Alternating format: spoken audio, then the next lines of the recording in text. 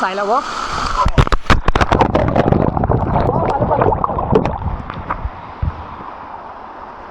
তো অকণমান সৰু সুৰা এক্সিডেণ্ট এটা হৈ গ'ল। মই এইফালে ভিডিঅ' কৰি থাকোঁতে পানীৰ সোঁতত আৰু তলত শেলাইও পৰি আছিল, স্লিপ খাই পৰিলোঁ।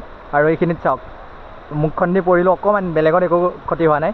এইখিনিত অকণমান জাষ্ট কেমেৰাটো হাতত আছিলে তো এনেকৈ লাগি এইখিনিত অকণ কষ্ট পালোঁ। বাকী আকৌ কৈছোঁ, যদিহে ৱাটাৰফল বা পাহাৰৰ জেগাত আহে তো অকণমান সাৱধানে থাকিব।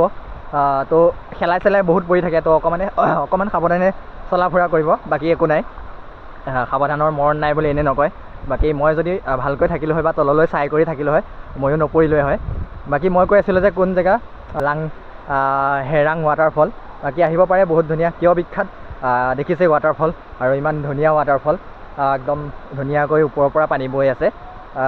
বাকী আহিব পাৰে আপোনালোকো। লোকেশ্যনটোৰ কথা কৈয়ে দিলোঁ।